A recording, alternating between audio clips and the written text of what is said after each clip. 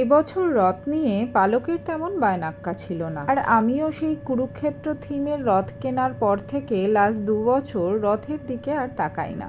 কিন্তু এইবারে তন্ময়ের চোখে পড়ে গেল এই রথটা। সুন্দর কাঠের তৈরি, খুব একটা কারুকাজ না থাকলেও লুকটা ভীষণই ভালো।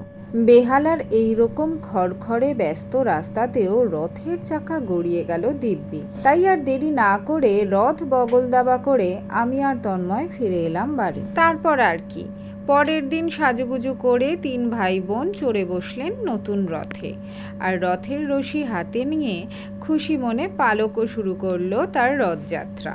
কিছুক্ষণ পরে দেখি ঠাদ্দাও রথের রশি হাতে তুলে নিল, আর তককে তককে থাকা পালক সুযোগের সদ্ব্যবহার করে আমাকে বলল, তাহলে তুমি রথ নিয়ে বাড়ি যাও, আমি ঠাদ্দার সঙ্গে মেলা ঘুরে আসছি। প্রসঙ্গত বলে রাখি, রথের মেলা শুরু হয়েছে আমাদের পর্ণশ্রীর ছাতা পার্কে। তো এই পালক চলে গেল ঠাদ্দাকে নিয়ে মেলা ঘুরতে, আর আমি মেয়ের বাধ্য মায়ের মতো রথের রশি হাতে করে বাড়ি ফিরলাম।